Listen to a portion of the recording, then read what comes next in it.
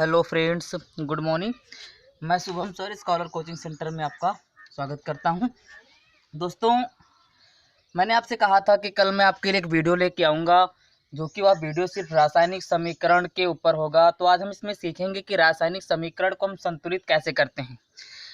तो कल मैंने आपको एग्जाम्पल दिया था Fe+H2O, ठीक है। यदि इसके साथ हम अभिक्रिया करेंगे Fe3O4+H2 होगा। तो Fe क्या है, आपको पता है कि Fe लोहे का प्रतीक होता है, H2O जल है। यदि हम अभिक्रिया कर रहे हैं तो लोहे का ऑक्साइड प्लस हाइड्रोजन गैस बन रही है, ठीक है। तो आइए इसके बारे में हम देखते हैं कि इस समीकरण को संतुलित कैसे करना है। तो सबसे पहले आप 3 कॉलम बना लीजिए और इन 3 कॉलम में एक में तत्व, फिर अभिकारक, फिर उत्पाद। ये 3 चीज़ होती है, तत्व होते हैं, अभिकारक होता है और उत्पाद होता है। तत्व आपको क्या क्या मिला, Fe मिला, Fe लिख लो, H मिला, H लिख लो, और O मिला, O लिख लो। देखो यहाँ पर Fe है, H है और O है। इसके अलावा और कोई तत्व इसमें दिखाई नहीं दे रहा है, ठीक है। इतना लिखने के बाद सबसे पहले जो काम करेंगे हम, Fe क्या है, लोहा है, H क्या है, हाइड्रोजन, O क्या है, ऑक्सीजन है। ये तत्व हमने इसके नाम लिख दिए हैं जिससे आपको आसानी से समझ में आ जाए। सबसे पहले हम अभिकारक या उत्पाद को एक कोष्टक में बंद करेंगे, क्योंकि कोष्टक में हम कोई भी बदलाव नहीं कर सकते हैं। तो सबसे पहले हम क्या करेंगे, इसको एक कोष्टक में बंद कर देंगे। इस Fe को एक कोष्टक में बंद कर देंगे, प्लस H2O को एक कोष्टक में बंद कर देंगे, फिर Fe3O4 को एक कोष्टक में बंद कर देंगे, प्लस H2 इसको भी हम एक कोष्टक में बंद कर देंगे, क्योंकि कोष्टक के अंदर हमें कोई बदलाव नहीं करना है। इसके अंदर हम कोई बदलाव नहीं कर सकते हैं। अब ध्यान से देखते हैं कि Fe है, Fe में ये इधर वाली संख्या अभिकारक कहलाती है, कल मैंने आपको बताया था। ये क्या है, इसको अभिकारक कहते हैं, और ये क्या है, इसे उत्पाद कहते हैं। क्या कहते हैं, उत्पाद। तो अभिकारक में देखेंगे हम Fe कितना है, Fe यहाँ पर Fe की वैल्यू 1 है, लेकिन यहाँ पर Fe की वैल्यू 3 है। कितनी है, 3 है। तो उत्पाद में Fe की वैल्यू 3 है और अभिकारक में Fe की वैल्यू 1 है। लिख लीजिए। आगे हाइड्रोजन में H की वैल्यू 2 है, H की वैल्यू 2 है अभिकारक में, और यही हाइड्रोजन की वैल्यू उत्पाद में भी कितनी है, 2 है। कितनी है, 2 है।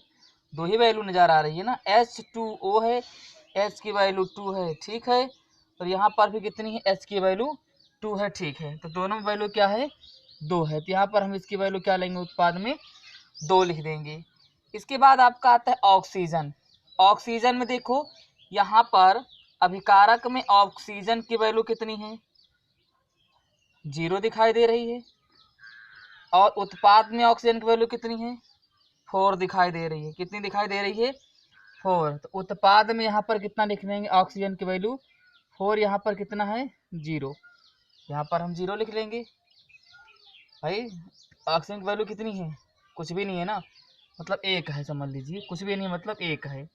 जैसे Fe की थी, वैसे हाइड्रोजन में इसकी O की वैल्यू यहाँ पर 4 है, 4 हो गया। वहाँ पर कुछ नहीं, मतलब 1 है। यहाँ पर 1 डाल देते हैं। अब आगे देखिए, इसको हमें संतुलित करना। देखो अब इसको हमको कैसे संतुलित करेंगे। सबसे पहले आप देखिए, यहाँ पर क्या है, Fe है। क्या है, Fe। अब यहाँ पर हम लिखेंगे Fe को ऐसे हम लिख लेते हैं, ठीक। अभिकारक में Fe की वैल्यू कितनी है, 1 है। उत्पाद में कितनी है, 3 है। तो हम क्या करें, अगर हम इस 3 से इसी अभिकारक में गुणा कर दें तो दोनों को वैल्यू क्या हो जाएगी, समान हो जाएगी, नहीं। तो यहाँ पर 3 से गुणा की, तो यहाँ पर हम आगे 3 लिख देंगे। बात समझ में आई। प्लस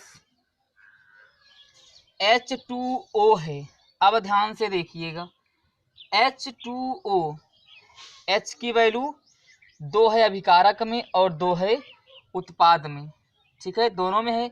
लेकिन H2O दोनों एक साथ आया हुआ है और यहाँ पर O की वैल्यू क्या है, 1 है, और यहाँ पर O की वैल्यू क्या है, 4 है। तो अब हम क्या करेंगे, अगर हम इस 4 से इसके अंदर गुणा कर दें, अगर हम इस 4 से इसके अंदर गुणा कर दें तो दोनों वैल्यू क्या हो जाएगी, समान हो जाएगी। क्या हो जाएगी, समान हो जाएगी। तो यहाँ पर हम 4 से गुणा कर देंगे तो क्या हो गया, 4H2O बन गया।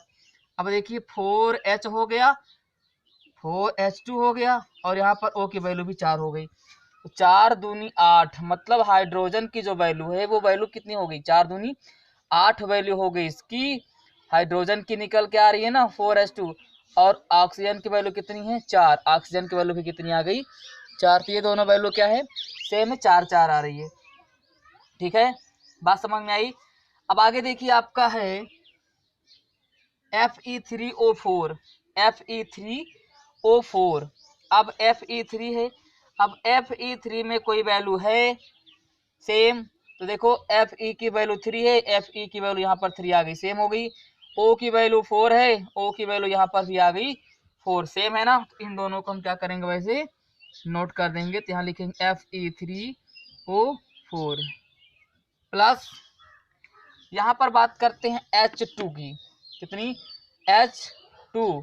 अब ध्यान से देखिए, यहाँ पर H2 है और यहाँ पर H की वैल्यू कितनी आ रही है, 4 दूनी 8, 4 दूनी 8, इसकी वैल्यू कितनी आ रही है, 8 आ रही है। मतलब 2 में किससे गुणा हुआ है, 4 से। तो हाइड्रोजन वाली वैल्यू में 2 से किससे गुणा हुआ है, 4 से। इसमें भी किससे गुणा कर देंगे हम, 4 से। 4 दूनी 8, यानी यहाँ पर आ जाएगा 4H2, 4H2। अब ध्यान से देखिए, 3Fe3O4 O4 4H2 4H2, value same हुई। अभिकारक में देखो, अभिकारक की लोहा की वैल्यू 3, उत्पाद की 3। हाइड्रोजन अभिकारक वैल्यू 8, उत्पाद की वैल्यू 8।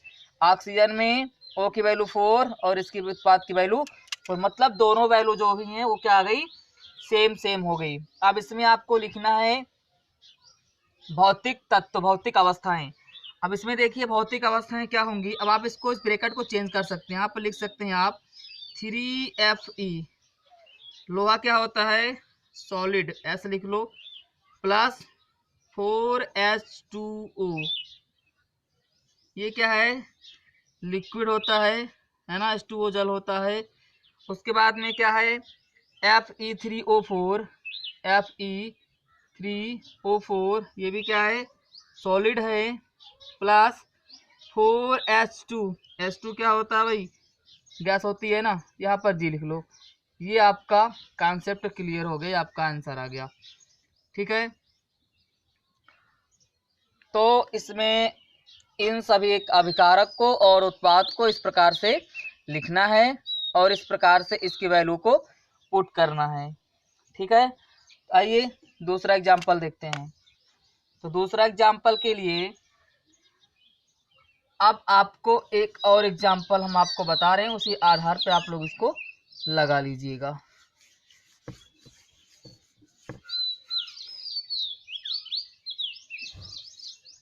देखिए दूसरा एग्जाम्पल है आपका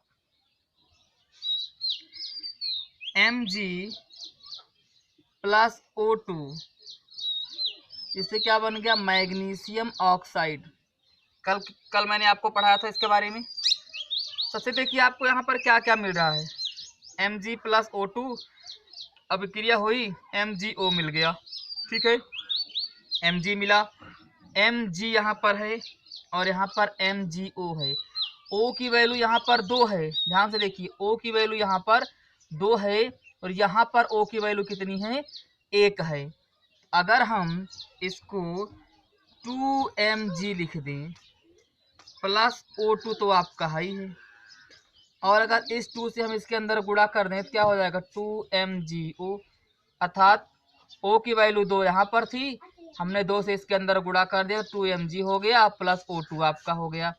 और जब 2 से इसके अंदर गुणा किए 2mg O हो गया, तो 2mg हो गया और O की वैल्यू 2 हो गई। ठीक है, अब इसकी अवस्था लिख दो, भौतिक अवस्था। 2mg क्या है, मैग्नीशियम मतलब सॉलिड होता है, प्लस O2 आपका क्या है, गैस है, प्लस 2mgO ये क्या आपका सॉलिड है। बस ये आपका आंसर बनके तैयार होगा, ये आपका आंसर कंप्लीट हो गया। तो इस प्रकार से आप रासायनिक समीकरण को संतुलित कर सकते हैं और इसकी भौतिक अवस्था को भी लिख सकते हैं। तत्व, अभिकारक और उत्पाद की सहायता से आप इसकी क्रम को भी सही कर सकते हैं। उम्मीद करता हूँ ये टॉपिक आपको समझ में आया होगा। तो लाइक, कमेंट और शेयर जरूर कीजिए और हमें कमेंट करके जरूर बताइए कि आपने रासायनिक समीकरण को बनाने में कितना सीखा है। धन्यवाद।